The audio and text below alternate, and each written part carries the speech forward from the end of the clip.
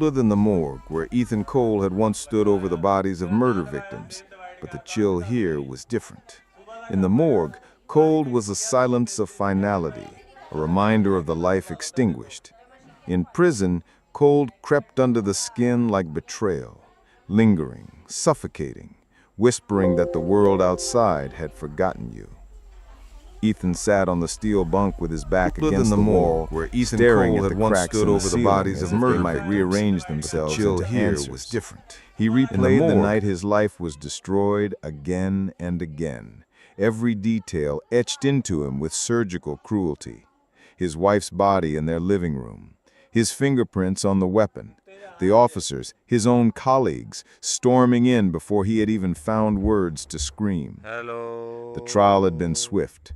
A mockery dressed as justice, evidence planted, testimonies twisted, the verdict unanimous, life without parole. And Ethan, a decorated detective with a spotless record, was condemned to the bowels of Iron Vale Supermax. Iron Vale was no ordinary prison. Built over an abandoned Cold War facility, it was a fortress of steel and silence. Cameras embedded in every corridor, motion sensors embedded in the walls, drones patrolling the skies above. Escape was not just unlikely, it was designed to be myth. The inmates called it the Tomb because people entered, but they never left. And yet, as Ethan studied the prison's architecture with the eye of a hunter, he noticed something peculiar. A pattern hidden in plain sight. Doors that didn't align with the supposed blueprint, corridors that led nowhere, vents too wide for the airflow required, and then the whispers. Old inmates muttering about a wing buried beneath the prison, a place that wasn't supposed to exist. Ethan's mind, trained for puzzles, for connecting dots in chaos, began to tick. If there was a forgotten wing, there was a reason it was sealed. And if there was a reason it was sealed, there was a way in. His first ally came in the form of Marcus Forge Daniels, a man built like an oak tree, with scars like tally marks across his arms.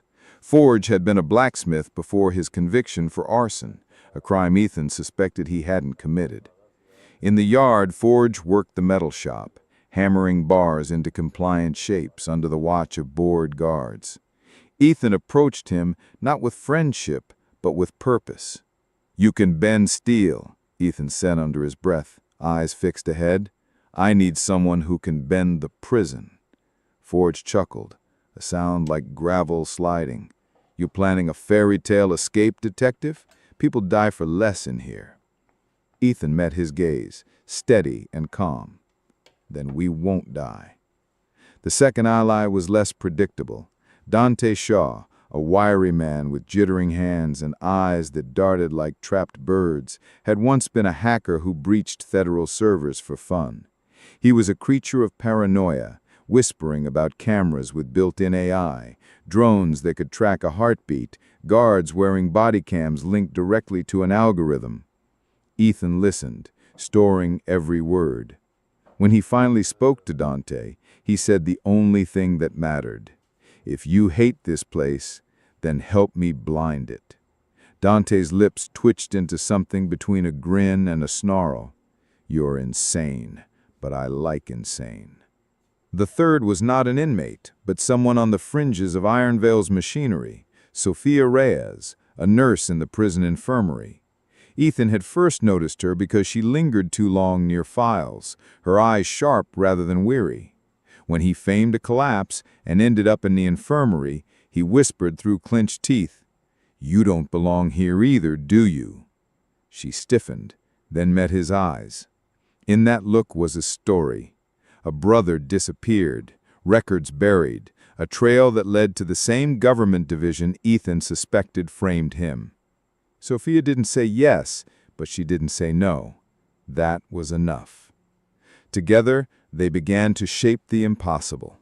Forge would forge tools from discarded scraps, screws, hinges, wire. Dante would manipulate the surveillance feeds, splicing loops into the system. Sophia would provide access to medical supplies, sedatives, keys that never supposed to leave her belt. And Ethan, the detective, the strategist, would weave the strands into a tapestry of escape. But it wasn't just escape Ethan wanted. It was revenge. The men who had framed him, the agency that had orchestrated his wife's death, the secrets buried in Ironvale's forgotten wing, they were all connected. He knew it in his bones. Every step toward freedom was also a step toward truth, and every step toward truth was a weapon sharpened. The first test came during a lockdown. A fight had erupted in the cafeteria. Ethan suspected it was staged by the guards to flush out contraband. As alarms wailed and red lights bathed the halls, Dante hissed from the shadows of his cell. Now, watch. He tapped a device no bigger than a cigarette pack, crafted from stolen circuit boards and a smuggled battery. The camera above Ethan's cell froze, the red light on its lens blinking out. For 23 seconds, Ethan was invisible.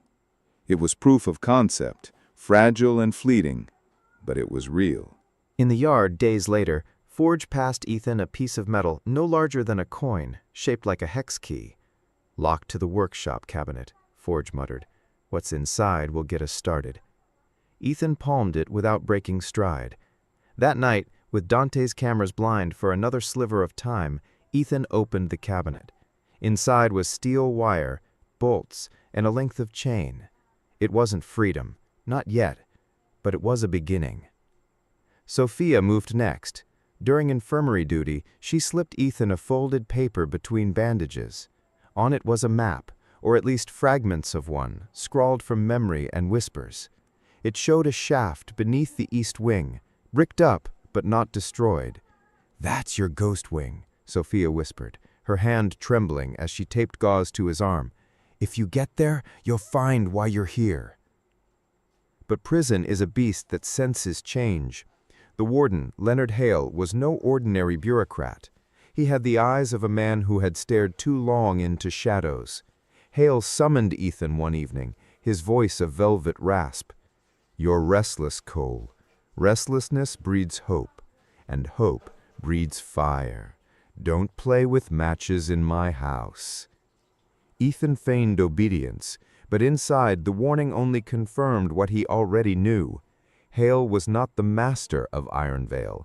He was its keeper, a puppet with strings leading down into the forgotten wing. The plan evolved in fragments: a loose grate near the laundry room, a pattern in the guard rotations that Dante had logged obsessively in a stolen notebook, a gap of exactly 37 seconds between drone passes over the exercise yard. Each detail was a stitch, and Ethan stitched them into a cloak of possibility. But revenge demands blood before it ever tastes victory. One night, as Ethan lay in his bunk, Forge whispered through the bars, "They know. Someone talked." The next morning, Dante was dragged from the cafeteria, beaten until his blood stained the tiles. He survived, barely, his eyes glazed with terror. "It wasn't me," he croaked in the infirmary. "It wasn't me." Ethan believed him. That meant someone had seen too much. And then Ethan found it, scratched into the underside of his bunk, words carved by a hand long gone. "They're watching from below." He stared at the message for hours, dawned. The forgotten wing wasn't abandoned. It was alive. The message haunted Ethan through the sleepless hours of the night. "They're watching from below." Who had written it? How many years had passed since those words were carved? He ran his fingers over the grooves, as if the indentations might whisper back, designed for total control. Yet if the forgotten wing was active, then Hale's threats were not hollow. They were signals. Something lived under Ironvale, and Ethan was in its gaze. The next morning the tension was palpable. Guards walked heavier, their eyes scanning longer. An inmate named Roscoe, sharp, rat-like, always sniffing around, smirked at Ethan as he passed in the chow line. Ethan knew the type. Informant. Paid in cigarettes and protection, he was probably the reason Dante had been beaten nearly to death. Ethan clenched his jaw and let the moment pass. He couldn't act rashly. Not yet. But Revesco had just lit his own fuse. Dante, recovering in the infirmary, was jitterier than ever. "We're not alone in here," he hissed at Ethan, eyes darting. "They've got levels under levels. I saw files once, when I was freelancing hacking into bureau servers, black sites, prisons under prisons, human testing." His voice broke into manic laughter. "Maybe that's why you're here, Cole. You're not a prisoner. You're inventory." Ethan didn't dismiss it. He had seen enough in his career to know governments buried monsters under layers of paperwork. And if Dante was right, then Ironvale wasn't just about incarceration. It was about secrets too volatile for daylight. That made escape not just necessary, but urgent. Forge brought him more pieces. A screwdriver filed into a flat blade, a strip of metal coiled into a spring. Hidden in the soles of Ethan's state-issued boots, they were invisible to cursory searches. "You keep stacking pieces. One day you're going to build something they can't unsee." Ethan nodded. That's the plan. But Sophia brought the real fracture in the wall. One evening, while pretending to check his blood pressure, she leaned close and whispered, "There's a file on you in the medical wing, not your health file, another one, marked restricted. I couldn't take it, but I saw one page." Her voice trembled as she whispered, "Your wife's death certificate is stamped with the insignia of the same division that runs this prison." The words hit Ethan harder than any blow. His wife's murder had been framed as random, senseless. Now it was tethered directly to Ironvale. The prison wasn't his punishment, it was his silencing. The revelation sharpened Ethan's focus. The escape was no longer about freedom, it was war. He tested the first phase of the plan on a rain-soaked night. Dante looped the cameras for 30 seconds, while Ethan and Forge slipped from their cells, moving like shadows down the corridor. They reached the loft leading to the underbelly of the prison. With Forge's strength and Ethan's crafted tools, they pried open the grate. For 10 precious seconds, Ethan glimpsed the darkness below. It wasn't the basement he expected. The air smelled sterile, like chemicals and bleach, and faint lights pulsed far below like the glow of machines.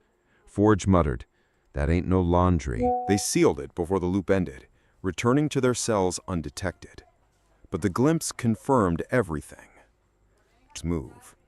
Ethan returned from the yard to find his cell ransacked, his hidden tools gone.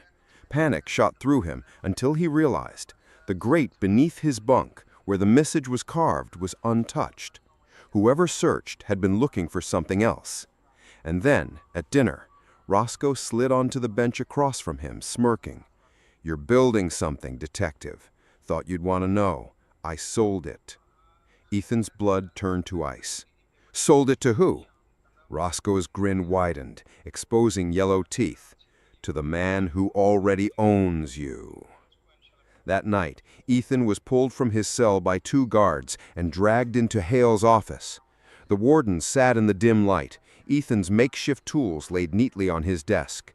He turned a screwdriver slowly between his fingers. "You're clever, Cole. Clever men are dangerous in my house. You see, this prison doesn't survive on bars and locks. It survives on silence. You're disturbing the silence." Ethan met his gaze. "Then why not kill me?" Hale's eyes flickered, just briefly, with something Ethan couldn't place. "Fear? Restraint? Because you're not mine to kill. Orders come from below." He leaned forward, voice low. "Stay in line, Cole, or you'll end up in the wing you're so curious about. And trust me, no one comes back from there." They threw Ethan back into his cell, battered but alive. Forge muttered from the neighboring cell, "They're on to you. We shut it down now or we die." But Ethan's resolve only hardened. Hale's warning wasn't a deterrent, it was confirmation. There was something beneath Ironvale, and that was the reason he was here. If they were watching from below, then he had to go down there, not just to escape, but to drag their secrets into the light. The next phase required fire. Forge stole cleaning alcohol from the workshop. Dante rerouted the power grid for a 30-second blackout. During the chaos of a staged electrical fire, Ethan slipped into the medical wing. He found the restricted file, hidden in a locked cabinet. Inside were only 3 pages. The first was his wife's autopsy report, doctored, dates altered. The second was a transfer order, moving him to Ironvale on national security grounds. The third froze his blood. A surveillance photo of him, weeks before his arrest, speaking to a man he didn't recognize. Scribbled beneath, subject under observation, approved for relocation to Wing Delta.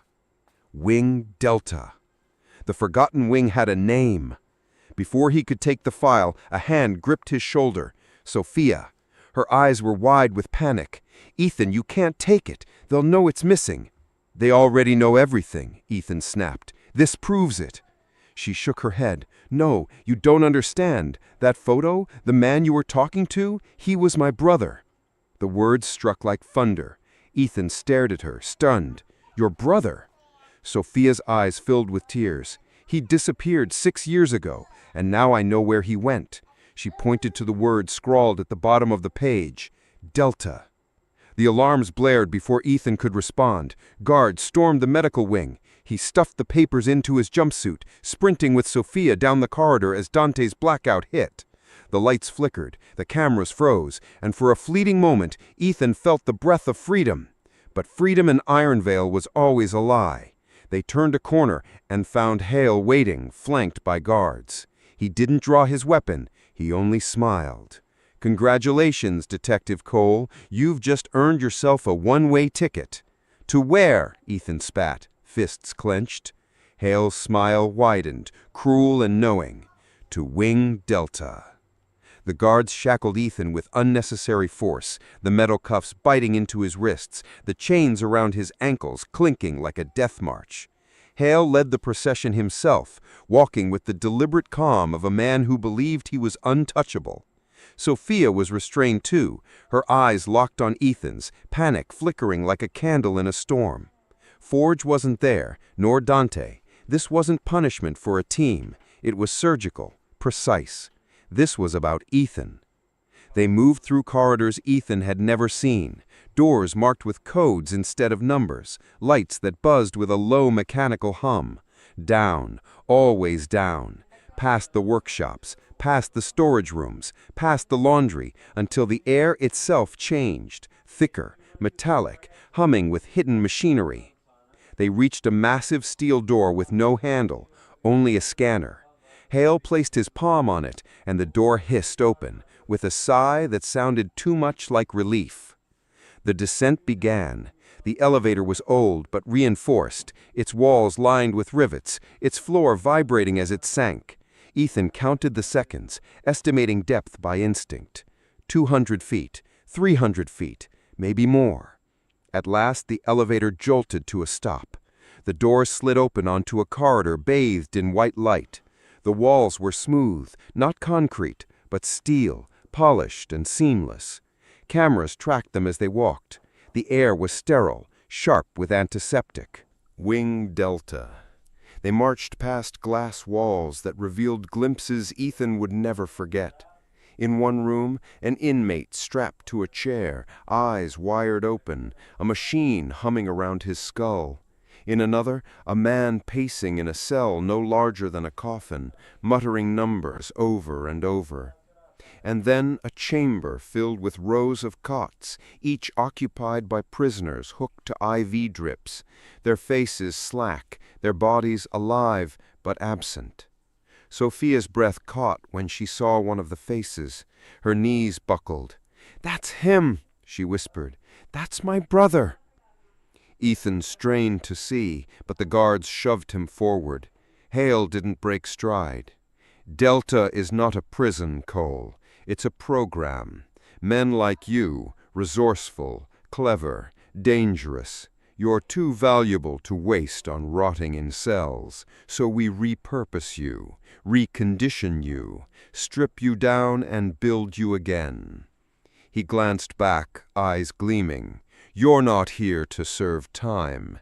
You're here to serve us." They forced Ethan into a chamber at the corridor's end. Inside, the walls were lined with screens, each one showing live feeds of the prison above. Every corridor, every cell, every yard, Iron Vale was a stage, and Wing Delta was the audience. Ethan's stomach turned as the truth settled like lead in his chest. They were always watching from below. A man waited in the room, bald, suited, his face expressionless, but his eyes sharp as razors. Hale addressed him with uncharacteristic deference. "Director, Subject Cole, as ordered." The director studied Ethan as if he were a specimen. "Detective Cole, decorated, efficient, loyal, until you asked the wrong questions about the wrong people." He folded his hands. "You were never supposed to survive the framing, but your resilience impressed us. You see patterns others miss. You inspire loyalty in dangerous men, qualities we require." Ethan spat at his feet. "You killed my wife." The director's expression didn't change. "Collateral, regrettable, but necessary." Sophia lunged forward screaming, but the guards held her fast. The director's eyes flicked to her. And the nurse, persistent, emotional, but useful as leverage. Ethan's rage boiled, but he forced it into silence. Anger was fuel, and fuel was for fire. He had to think. He had to survive. The director gestured to the screens. "We control everything in Iron Vale. Every riot, every punishment, every hope of escape. It all serves the program.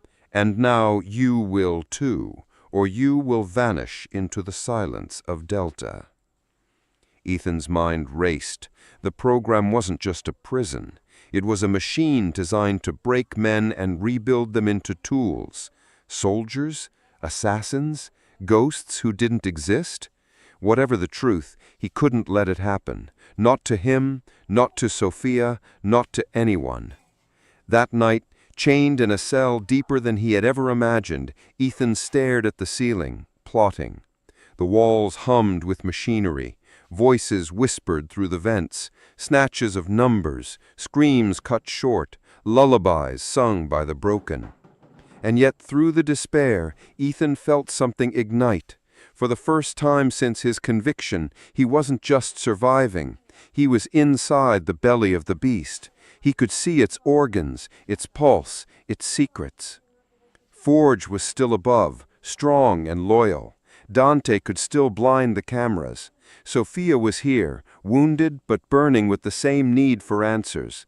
Together, they had what no one else in Iron Vale had ever possessed, knowledge of Delta. And knowledge was the first step to power. Ethan clenched his fists. Escape wasn't enough anymore. Revenge wasn't enough either. He would burn Delta to the ground. But first, he had to survive its fire. The tests began the next day. Men in lab coats took Ethan from his cell, strapping him into a chair surrounded by machines. They showed him images on screens, his wife, his colleagues, scenes of violence and betrayal, while needles pumped chemicals into his veins. They whispered into his ears, voices layered and distorted, trying to twist his memories, bend his mind. Ethan focused on one thought, one anchor. They think I'm breaking, but I'm watching, always watching. Between sessions, he and Sophia exchanged whispers through vents. She had seen her brother, still alive, though hollow. They had to reach him. They had to pull him out. Sophia's voice shook, but her resolve grew steelier with each night. "We're not leaving without him." Meanwhile, Forge smuggled whispers down through other inmates, messages scratched in laundry bags, signals in meal trays. Dante worked action to map Delta's hidden systems. A plan was forming, not just to escape, but to expose. Ethan tested the guards' routines. Every night, one passed his cell at the same minute, pausing to adjust his belt. Another whistled, the tune slightly off-key. Predictable men even in hell. Predictable men could be undone. Weeks blurred. The program tried to grind him down, but Ethan adapted, absorbing their rhythms, memorizing their codes. He learned the sound of the locks, the timing of the lights, the shift changes. And then one night, Sophia whispered words that changed everything. "I found a way into control." Control, the nerve center of Delta, where the cameras and doors were overseen. If they could reach it, even briefly, they could turn the machine against itself. But there was a cost. To reach control, they had to cross the dormitory chamber, the one filled with prisoners hooked to IVs, their minds stolen. Among them was Sophia's brother. The plan sharpened like a blade. Forge would create a diversion above, forcing the warden to split his forces. Dante would open a 30-second window in the surveillance feeds. Ethan and Sophia would slip into the chamber, free her brother, and fight their way into control. From there, they could open the path, up, out, and into the world. It was madness. It was suicide. It was their only chance. On the night of the plan, the first domino fell. Explosions rocked the workshop above, Forge's handiwork. Alarms screamed through Ironvale. Guards rushed upward, leaving Delta thinly manned. Dante's loop flickered into place, freezing cameras. Ethan slipped his cuffs with a tool forged from the very bolts of his bed frame. He and Sophia moved like shadows, sliding into the chamber of the ivy-bound prisoners. Sophia's breath hitched as she saw her brother up close, pale and skeletal, tubes threading into his veins. She shook him, whispered his name, but his eyes remained glassy. "We can't leave him," she begged. Ethan pulled the tubes free, hoisted the man onto his shoulder. "Then we don't." The alarm shifted pitch. The director's voice boomed over the intercom. "Contain them, now!" Guards swarmed from both ends of the corridor.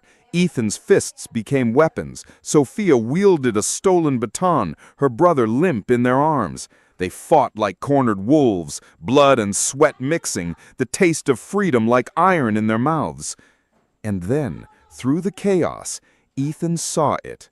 The door to control, steel and impenetrable, but open for a heartbeat as a panicked technician fled. He shoved Sophia through, dragged her brother, slammed the door shut behind them. Inside, the room pulsed with screens, switches, controls, the heart of Delta. For the first time, Ethan had his hands on the strings. He turned to Sophia, breathing ragged, eyes blazing. "This is it. We end it here." But as he reached for the controls, the screens flickered. Every camera feed shifted, not to the prison, not to Delta, but to a single image. His wife. Alive. Her voice, faint but real, filled the room. "Ethan, help me!" Sophia gasped. Ethan's knees buckled, and the director's voice whispered through the speakers, smooth and cold. "You thought she was dead. But she's here, detective. She's been here all along." The next day in the yard, Ethan could feel the change in the air before he even sat down at the usual table. Whispers followed him from the basketball court to the weight benches, men stopping mid-set to throw wary glances. Word traveled fast in prison, faster than any guard's baton. And last night's stunt, setting fire to his cell to manipulate the cameras, had stamped Ethan as someone bold, maybe reckless, maybe brilliant. Either way, he was suddenly a name. Victor was already there, sharpening a makeshift blade against the concrete bench like it was a violin bow. The Russian's icy eyes tracked Ethan's every move. "You like fire. Fire gets you noticed. Sometimes noticed is bad. I smirked, but kept my voice calm. Sometimes noticed is the only way to survive. From 2 tables over, Dante called out, "Or the fastest way to get yourself buried under the yard." The laughter from his crew was sharp, pointed, but Ethan caught something else in Dante's expression. A test, a challenge. He leaned forward on the bench, hands folded, the picture of calm. "Then bury me, but make sure you do it deep, because if I crawl out, I'll take every last one of you with me." For a second, silence reigned. Even the basketball bounced aimlessly into the fence, unclaimed. Then, slowly, Dante smiled, not with amusement, but respect. This guy, he thinks he's a damn ghost. He raised his cup in mock salute. "Ghost, welcome to the graveyard." It wasn't acceptance, but it wasn't rejection either. In prison, that thin margin was survival. Later, back in his cell, Ethan's mind churned. Every word, every reaction in the yard mattered. He had planted seeds, not of friendship, but of recognition. Recognition was leverage, and leverage was the only weapon he had left. That night, as the block quieted and the buzz of the fluorescents dulled, Ethan pulled out a scrap of paper he'd risked hiding in his mattress. On it were numbers and lines, copied from fleeting glimpses of the prison blueprints he'd studied years ago during his detective days. This prison wasn't just a cage, it was a puzzle, and puzzles could be solved. But puzzles had missing pieces, and Ethan knew exactly where those pieces were. Buried inside the forgotten wing, the sealed-off section of the prison no one spoke of out loud. Rumors said it was condemned. Others whispered it was where the worst secrets were kept, the kind that never saw daylight. Ethan's gut told him the truth was worse than rumors, and somewhere behind those walls lay the key to everything: his freedom, his revenge, and the unraveling of the conspiracy that put him here. The only question was how to get inside without ending up on a slab. They moved like ghosts through the veins of Iron Veil, Ethan moving with the slow, deliberate steps of a man who had rehearsed failure until it no longer frightened him. Sophia was beside him, cradling her brother in a stolen jacket, his head lolling against her shoulder, tubes dangling like broken promises. The room that housed control hummed with 1,000 tiny lives, blinking LEDs, rotating fans, screens streaming corridors and faces, the soft clack of relays. It smelled of ozone and disinfectant, the sterile breath of a place that tried to present its cruelty as science. Dante worked the panels with hands that trembled but did not hesitate. He had always loved the hum of machines, how they obeyed laws instead of men. "I can give you a 30-second window," he whispered, fingers flying over a hacked terminal. "Maybe 40 if I push the loop and pray the director's bored. After that, everything snaps back and they'll know exactly where we are." Ethan glanced at Sophia. Her face was pale but resolved, a mask she wore better than any inmate. 40 seconds, he said. "We get what we came for and we go. We don't haul anyone we can't carry. We don't get clever. We get out." She nodded, but her eyes were burning, an ember that had become a flame. "My brother," she said, and for the first time she let a piece of herself show, the private wound that had kept her awake at night. "I'm pulling him out. Then we do whatever it takes." The screen showed rows of rooms in Delta, some filled with still bodies, some with men pacing like trapped animals, some with experiments in progress that would have sickened any doctor with a conscience. Ethan watched each frame for patterns, for openings. His detective's eye picked up the little tells. A maintenance hatch left ajar for an extra 3 seconds every midnight. A chem lab delivery route that crossed a service corridor. A janitor who always smoked his cigarette in the same spot by the boilers. Predictability was a disease they could exploit. Dante's fingers paused. "There, subject chamber 03. It's marked on the manifest. sleeper protocols engaged, but they switch to manual control when the director is presented with external anomalies. If we can force a manual override, I can patch it to a local loop and— "Show me," Ethan said. On the largest monitor, a window opened, a grainy feed zooming in on a long corridor with steel doors.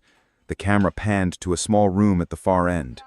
In the center, under a halo of clinical light, lay a figure curled under sheets. The angle was imperfect, but Ethan's breath snagged like a hook in his throat. The hairline. The way the chin caught the light. He had seen that profile in a photograph pinned to his kitchen fridge for years. He had kissed that face awake on a lazy Sunday. The sheets shifted. A hand, thin, banded with IV tape, stirred. "Is that—" Sophia began, then broke off, her hand flying to her mouth. The brother, half-conscious on her lap, moaned and tried to sit up. "They're killing him," she hissed. "We have to move." Dante's eyes were wide. "It's her," he breathed. "Holy— Ethan, it's her!" Ethan didn't let him finish. He didn't need to. The world narrowed to the image on the screen and the quicksilver hammering in his chest. 1,000 different plans condensed into one single motion. If she lived, if she was there, then everything changed. The purpose that had kept him alive for months, finding proof, escaping, tearing the conspiracy apart, collapsed into a more intimate, more dangerous thing, reclaiming the woman they had taken from him. "Take us in," he ordered. "Now." Dante's hands blurred, fingers moving with the speed of a man who had been paid to make things disappear. "I can reroute the corridor cameras to loop the external feed, but to open Chamber 03, I'll need a key code. There's a local override in the service console 2 blocks east. I can—" "You have 40 seconds," Ethan said. 40.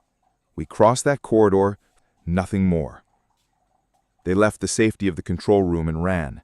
The corridor lights slashed white, then dimmed as Dante's patch bought them seconds of false normalcy. The IV ward was a contradiction in human engineering. Clinical, yet grotesque. Efficient, yet merciless. Men slumped on metal beds with monitors whispering around them. A nurse's cart sat abandoned, syringes glinting like tang of fear. They moved through the ward with a terrible urgency. Ethan's lungs burned. He felt everything. The press of their footsteps, the weak light, the way a shadow seemed to breathe with them. At the end of the corridor stood Chamber 03, steel, thick, with a small porthole that fogged and cleared like a blink. Through it, Ethan could see the silhouette of her chest rose faintly. Machines kept time around her like a funeral clock. Sophia's hand shook as she touched the door. "Help me," she whispered, not to Ethan, but to some god she had stopped believing. Panel. He bypassed sent a slot and felt the lock click, the way a secured heart sometimes did, open but guarded. The door shuddered. The porthole fogged again, then cleared, showing a face that looked the door open. The smell hit him first. Chemicals and a hospital's antiseptic, but beneath that something fouler, the tang of restraint and sleep. Machines blinked, tubes tethered limbs, electrodes crowned her head. She lay pale, beautiful in defeat, as if sleep had been a long and cruel lover. He stepped in, breath held as if afraid it might wake her. Every inch of him felt like a countdown. He reached for her hand. Her fingers were warm, weak, and when she shifted, the movement was small but unmistakable. She turned her head slightly, and her eyelids fluttered. For 3 heartbeats, Ethan thought she would open her eyes and see him, and the world would right itself like a derailed train settling back on tracks. But the eyelids closed again. Sophia's hand gripped Ethan's wrists, desperate. "We have to get her out of the room! The tubes!" Ethan looked at the arrays of medical gear. There were clamps and seals and locks, and in the middle of it all a small terminal blinked with a soft blue light.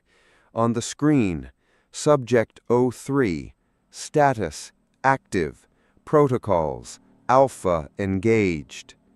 "What's Protocol Alpha?" Ethan demanded, knife-edge panic arriving in his voice. Dante's voice cut over the comms, thin over the static.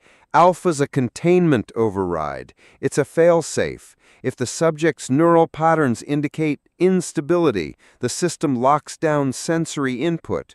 It reduces recognition, elicits compliance. Think heavy sedation plus external anchors. It doesn't kill, it erases." Erase. The word fell like ice. He watched the soft rise and fall of the woman's chest and felt a sound crack in him that was almost animal. He set his jaw and began cutting tubes. Forge's improvised tools scavenged. Ethan's hands were steady despite the adrenaline, and clamped drains and yanked the sterile art of medicine. Finally, he hauled back the electrodes and felt the cool skin of her neck under his fingers. Her pulse was ragged. She coughed once, a small, painfully human sound, and her eyelids fluttered. Her hand, his hand, was still in hers, and for a moment he felt something like hope bloom. "Ethan?" she whispered. The name came out like a question, as if she were testing the word, tasting it for danger. Her eyes opened and found him, or maybe they found a shape that could have been him, and for the first time in months she focused. For a fraction of a second she locked onto him, like a tethered animal recognizing its trainer. He nearly laughed, a sound without joy. "Mira," he said, and the name tore into him with the force of prayer. "Mira, it's me. I'm here."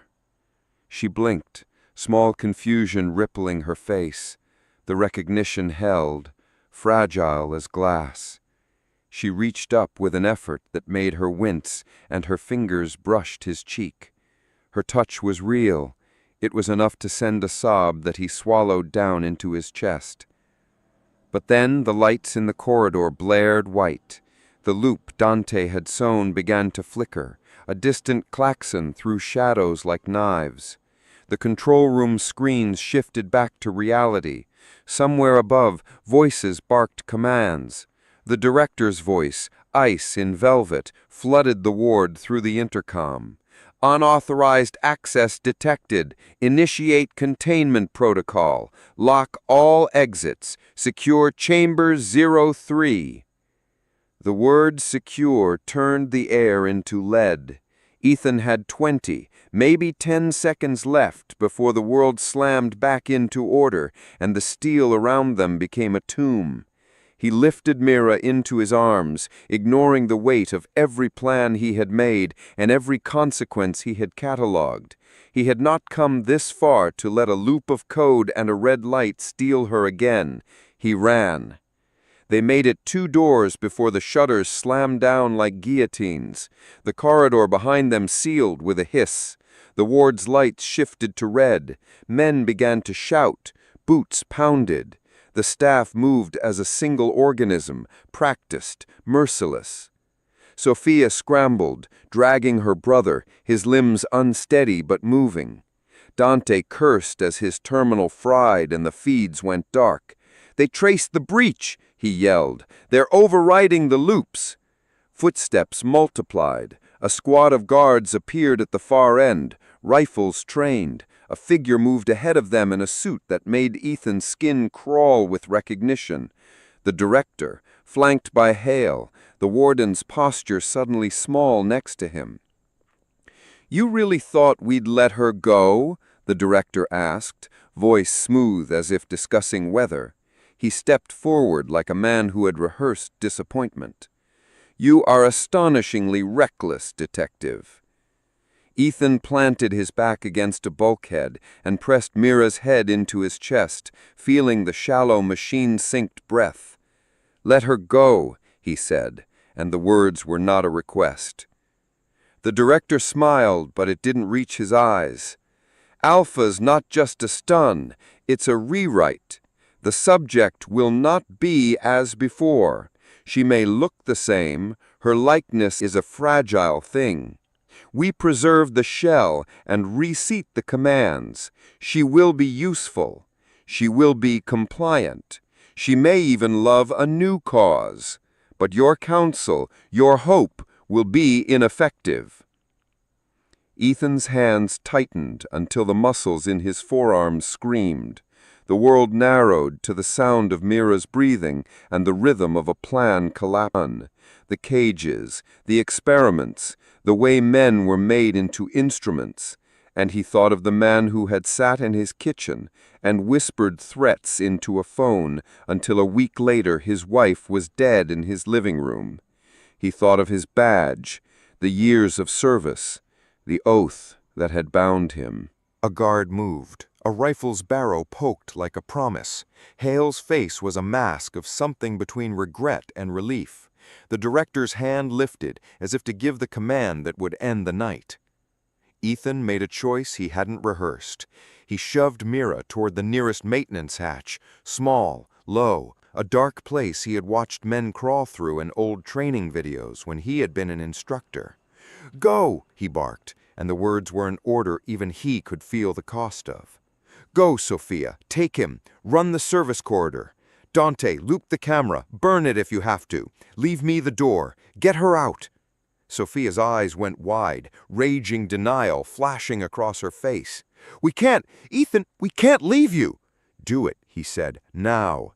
His voice had the weight of a judge's gavel. It brooked no argument. She hesitated, solved a moral calculus, and found sacrifice necessary. She shouldered Mira and scrambled toward the hatch. Dante, shouting, hacked for every microsecond he could steal. The hatch closed over Mira's head. For one impossible breath, he felt her hand, Mira's hand, press his fingers back through the metal grate as she disappeared. Then the world erupted. Gas hissed out from vents, red strobes flashed, and men in tactical gear slammed into the ward like tides. Hale moved to block Ethan as the director raised a hand. The director's face was close enough now that Ethan could see the slight twitch in his jaw, the human flaw behind a practiced mask. "We can do this the easy way, detective, or the hard way." Ethan lunged at the director. He didn't know if he meant to break the director's head or the authority that bred him. The motion was too primal to contain. Hands closed on his shoulders, a needle found his neck, and the world went soft at the edges. He felt his knees give. He tasted blood and iron and the bitter tang of defeat. As he slumped, being hoisted by two guards, his eyes found Mira's, through the porthole of the hatch, a sliver of sightline.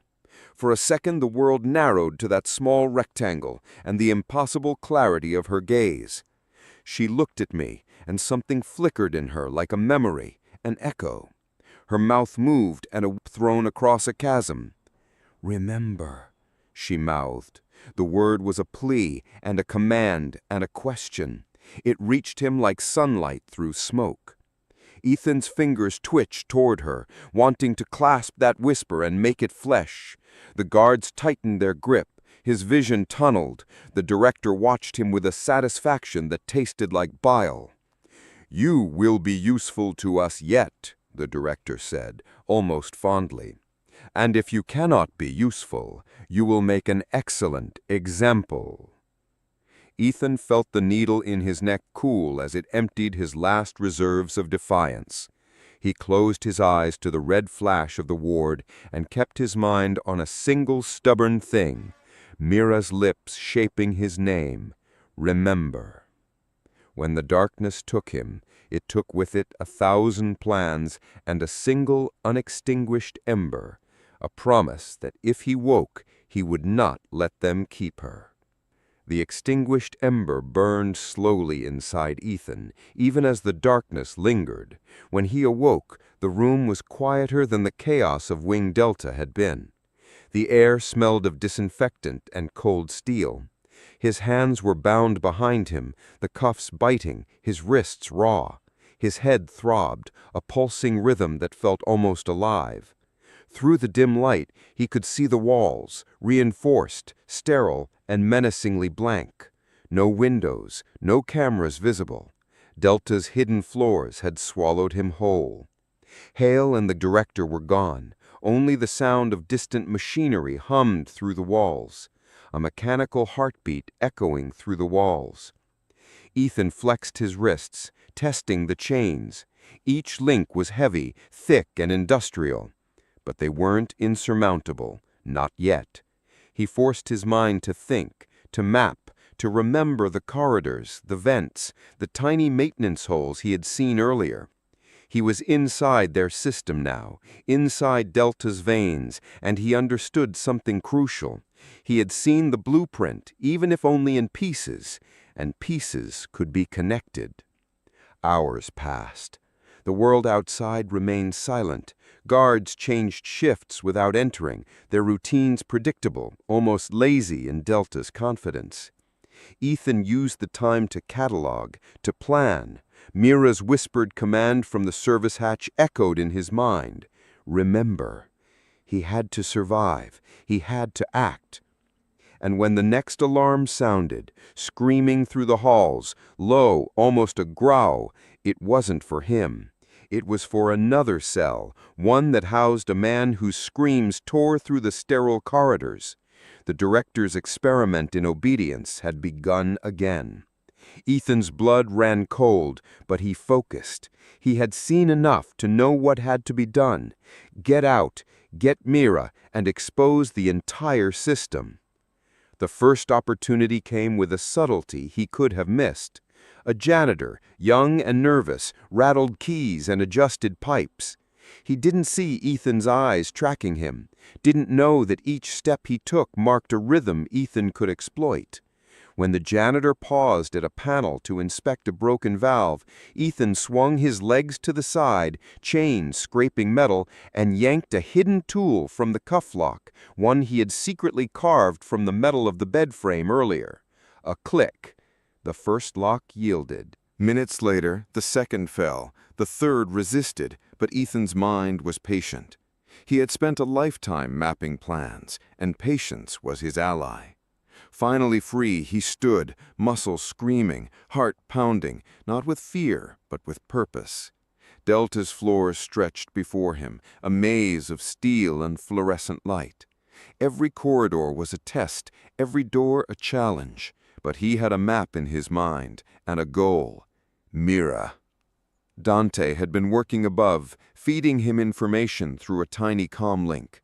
Ethan, the hatch you used, service corridor. It leads to the upper levels, near the med lab. Mira stable, but sedated. Protocol Alpha still active. You need to override it. Step by step, Ethan muttered. He moved like a shadow, every sense heightened. Delta was alive. The walls seemed to breathe. Sensors detected movement before the guards arrived, but Ethan had studied the pulse of the system. When the lights flickered, when the alarms paused, when the machines hummed with predictable cycles, timing was life. He reached the med lab. The doors were locked with a keypad. Ethan ripped a panel from the wall, exposed wires, and in 30 seconds had bypassed the security. Inside, Mira lay on a metal gurney, tubes crisscrossing her body, electrodes attached to her temples. Her chest rose and fell with mechanical rhythm. Protocol Alpha hummed, soft but omnipresent. Ethan knelt. Mira, I'm here. I'm getting you out. The override wasn't simple. The system recognized his attempt, pulsing warnings across the monitors. Red lights flashed. An automated voice echoed. Unauthorized access detected. Override attempt neutralized in 5, 4, 3. Ethan ignored it. He had a code from Dante, a sequence smuggled through corrupted camera feeds. Fingers flying over the interface, he initiated the bypass. The hum of Protocol Alpha faltered, skipped a beat, then stabilized. Mira coughed, her eyes opening fully this time. Recognition and fear mixed in a flash, but Ethan's presence anchored her. "Ethan," she whispered. "Yes," he said. "Now move." They lifted her from the gurney, tubes dangling, electrodes snapping free. Every step was a gamble. Guards could appear at any second. Ethan's hands moved with precision born of desperation. Every lock, every latch was overcome with tools he had hidden in his belt and jacket. Outside the med lab, the corridor stretched, eerily silent. Then the first patrol appeared, 2 guards moving in rhythm. Ethan pressed Mira into a shadowed alcove, pulled a makeshift smoke device from his jacket, and ignited it. Thick gray smoke filled the corridor. Alarms screamed, boots pounded. Ethan led Mira through the chaos, following Dante's whispered instructions. Vent covers, maintenance hatches, emergency doors. Each step brought them closer to freedom, each step a gamble with their lives. Halfway to the hatch that would take them to the surface, the director's voice came over the intercom. "Detective Cole, I admire persistence, but persistence is a luxury you cannot afford." Lights flickered, guards appeared at intersections, rifles raised. Hale moved with them, confident, smirking. Ethan's mind raced. Every option was deadly. Then he saw it. A utility cart, abandoned, wheels greased with oil. He shoved Mira inside, hiding her under tarps. He pushed the cart with all his strength, using it as both shield and cover. Bullets pinged off steel walls, alarms screamed, and Delta erupted into chaos.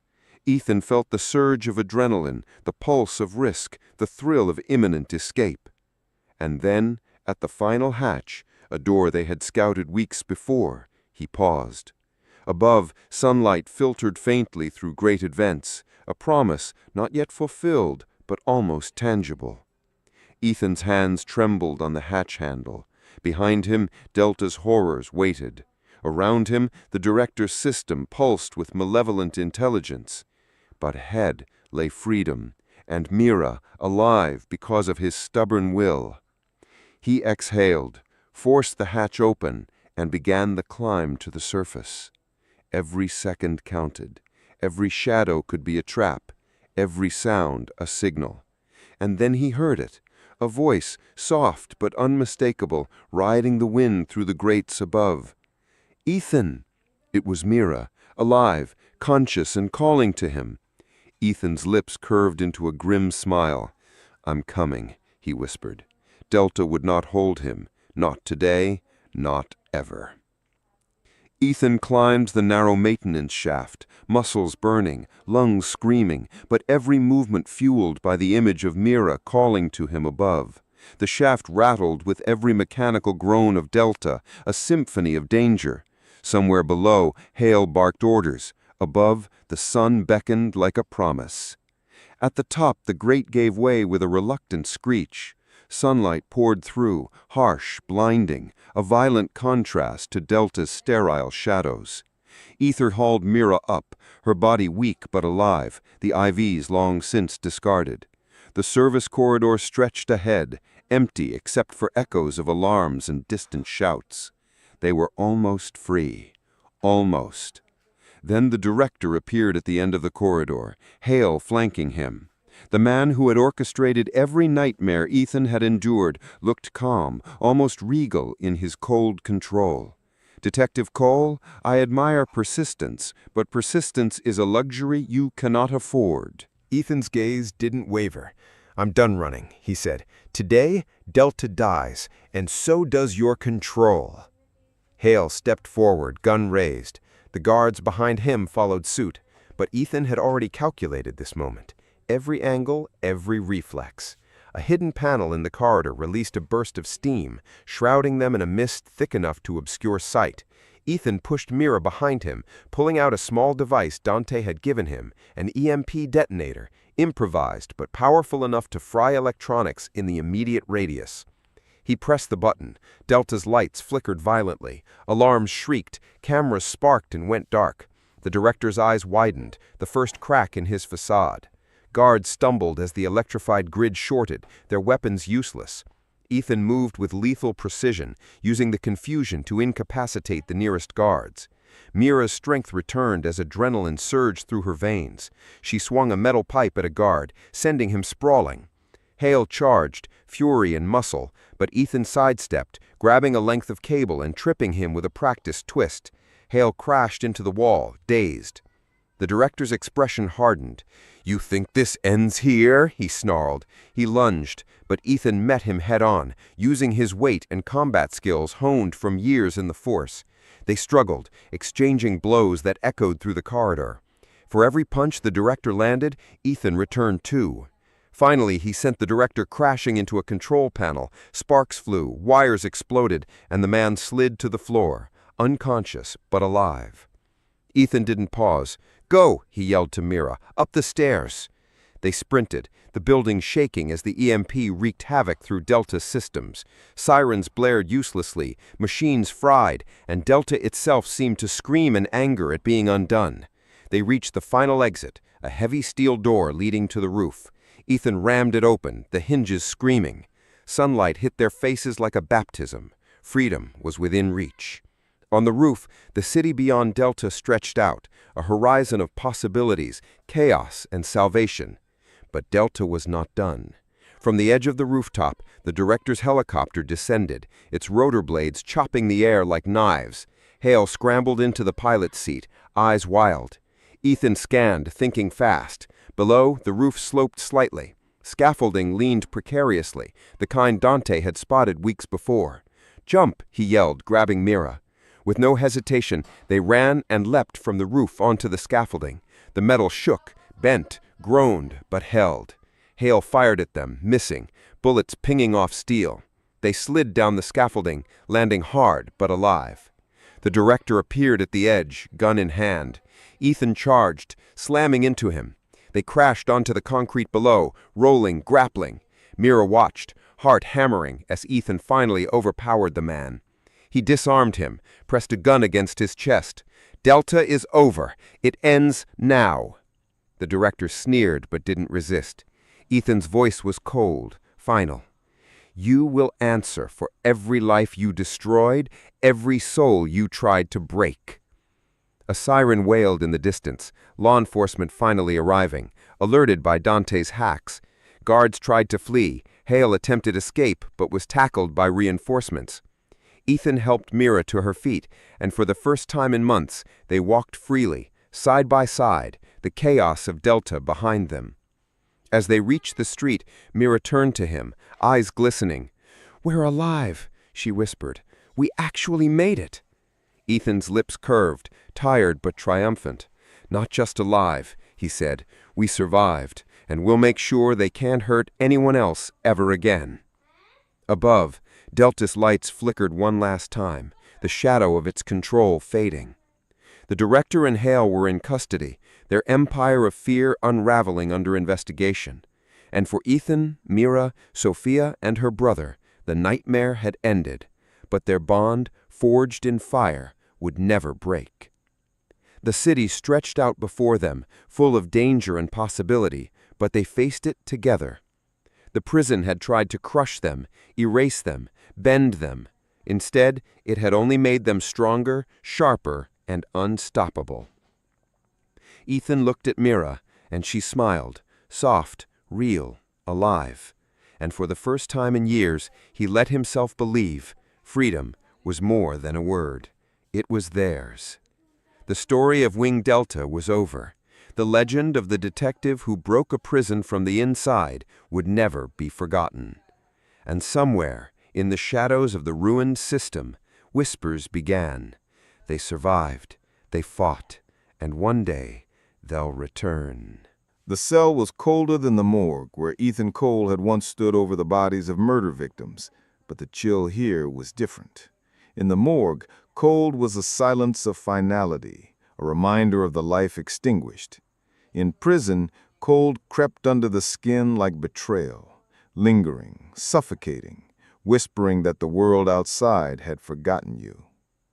Ethan sat on the steel bunk with his back against the wall, staring at the cracks in the ceiling as if they might rearrange themselves into answers.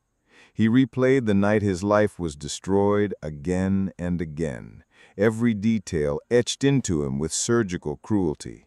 His wife's body in their living room, his fingerprints on the weapon, the officers, his own colleagues, storming in before he had even found words to scream. The trial had been swift, a mockery dressed as justice, evidence planted, testimonies twisted, the verdict unanimous, life without parole. And Ethan, a decorated detective with a spotless record, was condemned to the bowels of Iron Vale. Iron Vale was no ordinary prison. Built over an abandoned Cold War facility, it was a fortress of steel and silence. Cameras embedded in every corridor, motion sensors embedded in the walls, drones patrolling the skies above. Escape was not just unlikely, it was designed to be myth. The inmates called it the Tomb because people entered, but they never left. Of a hunter, he noticed something peculiar. A pattern hidden in plain sight. Doors that didn't align with the supposed blueprint. Corridors that led nowhere. Vents too wide for the airflow required. And then the whispers. Old inmates muttering about a wing buried beneath the prison, a place that wasn't supposed to exist. Ethan's mind, trained for puzzles, for connecting dots in chaos, began to tick. If there was a forgotten wing, there was a reason it was sealed. And if there was a reason it was sealed, there was a way in. His first ally came in the form of Marcus Forge Daniels, a man built like an oak tree, with scars like tally marks across his arms. Forge had been a blacksmith before his conviction for arson, a crime Ethan suspected he hadn't committed. In the yard, Forge worked the metal shop, hammering bars into compliant shapes under the watch of bored guards. Ethan approached him not with friendship, but with purpose. "You can bend steel," Ethan said under his breath, eyes fixed ahead. "I need someone who can bend the prison." Forge chuckled, a sound like gravel sliding. "You planning a fairy tale escape, detective? People die for less in here." Ethan met his gaze, steady and calm. "Then we won't die." The second ally was less predictable. Dante Shaw, a wiry man with jittering hands and eyes that darted like trapped birds, had once been a hacker who breached federal servers for fun.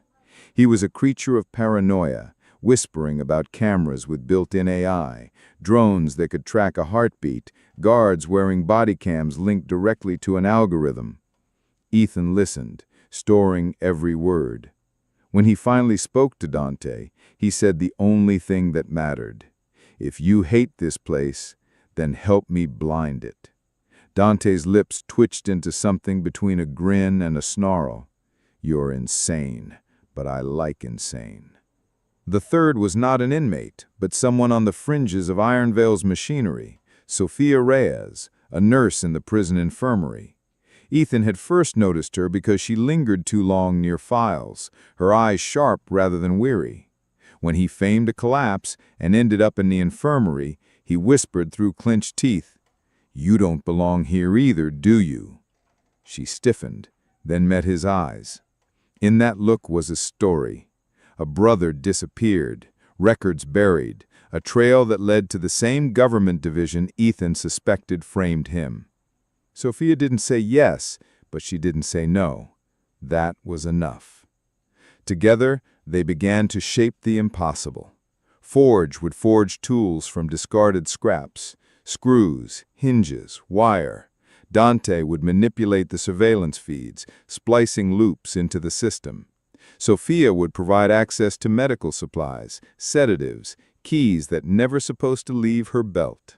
And Ethan, the detective, the strategist, would weave the strands into a tapestry of escape. But it wasn't just escape Ethan wanted. It was revenge. The men who had framed him, the agency that had orchestrated his wife's death, the secrets buried in Iron Vale's forgotten wing, they were all connected. He knew it in his bones. Every step toward freedom was also a step toward truth, and every step toward truth was a weapon sharpened. The first test came during a lockdown. A fight had erupted in the cafeteria. Ethan suspected it was staged by the guards to flush out contraband. As alarms wailed and red lights bathed the halls, Dante hissed from the shadows of his cell. "Now, watch."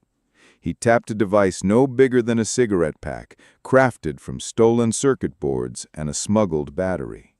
The camera above Ethan's cell froze, the red light on its lens blinking out. For 23 seconds, Ethan was invisible. It was proof of concept, fragile and fleeting, but it was real.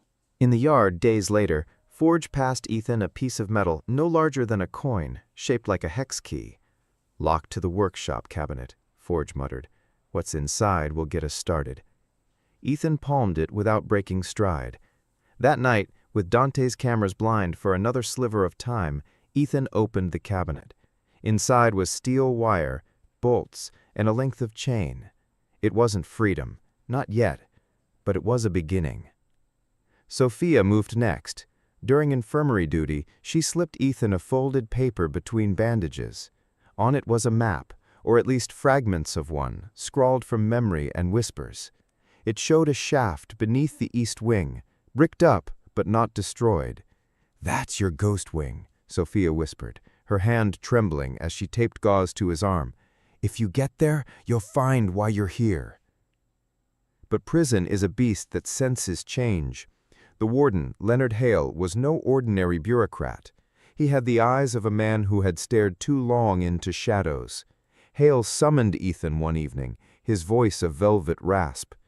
"You're restless, Cole. Restlessness breeds hope, and hope breeds fire. Don't play with matches in my house." Ethan feigned obedience, but inside the warning only confirmed what he already knew. Hale was not the master of Ironvale. He was its keeper, a puppet with strings leading down into the forgotten wing. The plan evolved in fragments: a loose grate near the laundry room, a pattern in the guard rotations that Dante had logged obsessively in a stolen notebook, a gap of exactly 37 over the exercise yard. Each detail was a stitch, and Ethan stitched them into a cloak of possibility. But revenge demands blood before it ever tastes victory. One night, as Ethan lay in his bunk, Forge whispered through the bars, "They know. Someone talked." The next morning, Dante was dragged from the cafeteria, beaten until his blood stained the tiles. He survived, barely, his eyes glazed with terror. "It wasn't me," he croaked in the infirmary. "It wasn't me." Ethan believed him. That meant someone had seen too much. And then Ethan found it, scratched into the underside of his bunk, words carved by a hand long gone. "They're watching from below."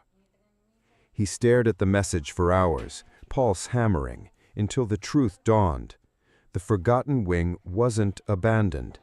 It was alive. The message haunted Ethan through the sleepless hours of the night. "They're watching from below."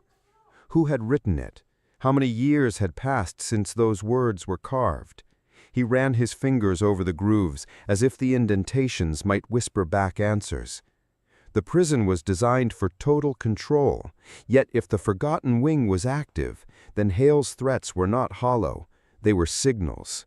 Something lived under Ironvale, and Ethan was in its gaze.